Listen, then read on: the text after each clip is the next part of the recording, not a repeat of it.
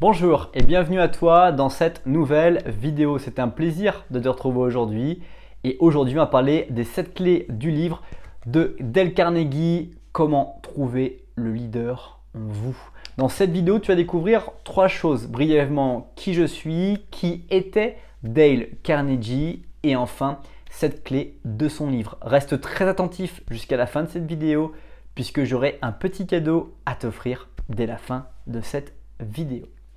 Alors, qui je suis? Je m'appelle Oger Dolé, j'investis mon temps à créer des écrits, des audios et des vidéos pour impacter des millions de personnes à trouver la confiance en eux et à être disponibles pour avancer dans leurs projets personnels et professionnels. Je t'invite dès maintenant à t'abonner à la newsletter et à recevoir gratuitement 7 livres impactants et disponibles pour améliorer et changer ta vie. Alors, qui était Dale Carnegie? Dale Carnegie était né le 24 novembre 1888 dans le Missouri et il est mort le 1er novembre 1955 à 66 ans. Son activité principale était écrivain et conférencier. Il a notamment développé une méthode de développement personnel adaptée au monde de l'entreprise. C'était l'un des premiers à ne pas travailler exclusivement sur les compétences techniques, parce qu'à l'époque du XXe siècle, les compétences techniques étaient très importantes, plus importantes que les compétences transversales. Et c'est l'un des premiers justement à avoir remarqué que les compétences transversales, elles allaient durer à vie, alors que les compétences techniques peuvent être rapidement obsolètes par rapport justement au métier qu'on va pratiquer. Il a notamment développé l'importance de la pensée positive, de comprendre, de concevoir, de s'auto-persuader que les choses peuvent bien se passer, vont bien se passer et que c'est aussi l'un des prismes qu'il faut utiliser dans sa vie pour justement avancer, se sentir bien et pouvoir arriver à ses résultats. Il a notamment aussi créé, mené des formations de perfectionnement de vendeurs et de managers et son œuvre principale, c'est comment se faire des amis. J'ai fait une autre vidéo sur le sujet, donc je t'invite à la découvrir. Là, on parle de comment trouver le leader en vous, qui est aussi un livre très intéressant. On va passer maintenant aux 7 clés de ce livre, mais avant cela, je t'invite à apprécier la vidéo dès maintenant ou à la partager à d'autres personnes afin justement de permettre à d'autres personnes de découvrir à leur tour cette vidéo. Alors, la première clé de ce livre que je vais partager avec toi, c'est de commencer à communiquer. L'un des premiers principes de comment trouver le leader en vous, eh bien, c'est de commencer à communiquer pour justement développer cette faculté qui n'est pas innée, eh bien, d'avoir cette compétence transversale de la communication, de la relation, l'éducation relationnelle, cette facilité, cette compétence relationnelle de pouvoir discuter, communiquer, partager avec les autres est quelque chose qui se travaille, qui n'est pas inné. Et pour la travailler, eh bien, c'est simple, il faut communiquer quotidiennement, s'entraîner, parler, répéter, écouter pour justement trouver le leader en soi. Il faut savoir communiquer, c'est la première clé que je vais partager avec toi de ce livre. Deuxième clé, c'est de motiver les autres. Quel que soit ton niveau, quel que soit ton niveau de motivation, ton niveau hiérarchique dans l'entreprise ou dans les endroits où tu te trouves, apprends à motiver les autres, apprends à les encourager à aller plus loin, quel que soit leur niveau, quelle que soit leur notoriété, quelles que soient les réussites qu'ils ont dans leur parcours. Maintenant, ici et maintenant, ils ont besoin de toi, ils ont besoin que tu sois là pour les motiver, les stimuler, les accompagner, leur montrer que finalement, ce qu'ils font, tu le vois, tu le remarques et que c'est important et que leurs efforts ne sont pas vains puisque tu les remarques et que tu n'es certainement pas le seul. En verbalisant, on montre qu'on est disponible et qu'on voit que les gens font des efforts. Troisième clé de ce livre, c'est exprimer aux autres l'intérêt sincère que l'on a pour eux. C'est l'une des choses qui manque mais qui fait partie des compétences relationnelles. Quand on voit ce que font les autres, on les motive. Quand on parle de ce qu'ils réalisent, on les motive. Quand on s'intéresse vraiment à ce qu'ils font, on stimule, on engage les personnes à pouvoir continuer à avancer. On les met dans une ambiance et on se met dans une ambiance dynamique d'équipe qui est très forte. Que ce soit personnellement, professionnellement, dès qu'on se met à encourager, à s'exprimer aux autres, à demander, à questionner, à s'interroger sur ce qu'ils font, eh bien très vite on arrive à créer des relations qu'on n'aurait jamais obtenues si on n'avait pas posé cette question au démarrage.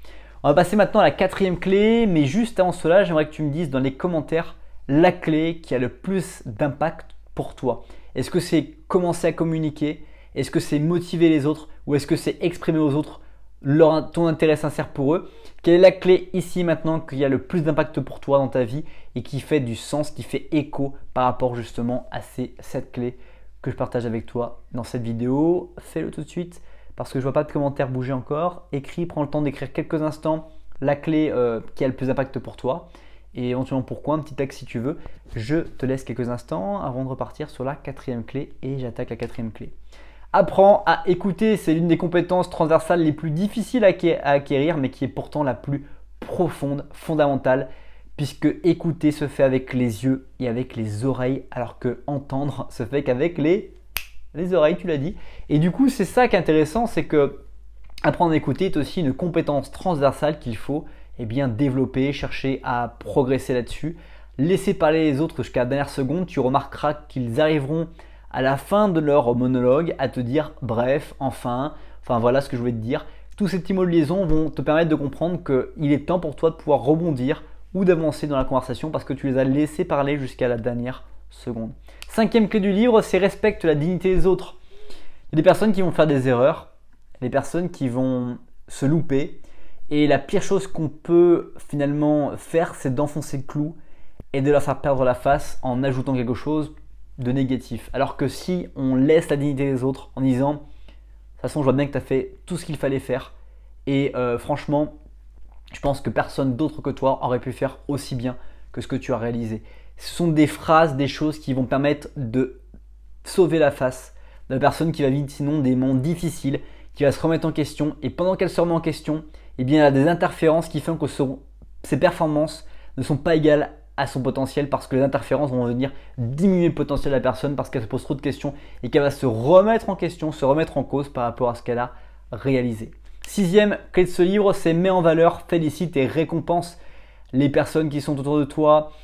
Parle-en, motive-les grâce à justement ces petits signes d'attention, de mettre en valeur, de féliciter, de remarquer les efforts de chacun. C'est toujours vraiment un plaisir. Je ne sais pas si vous êtes déjà arrivé quand quelqu'un vous félicite, met en valeur votre travail, le souligne.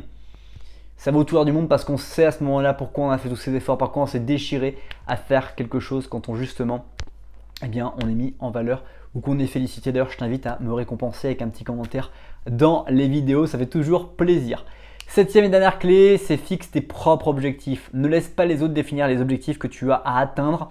Fixe-toi tes propres objectifs pour avancer, performer dans ta vie parce qu'aujourd'hui, tu mérites de vivre l'objectif que tu te poses, que tu choisis, que tu imagines. Pour cela, il faut que tu prennes du temps évidemment pour réfléchir à qu'est-ce que j'ai envie de faire, où j'en suis aujourd'hui et qu'est-ce qui me permettrait d'apprendre quelque chose de vraiment puissant pour ma vie.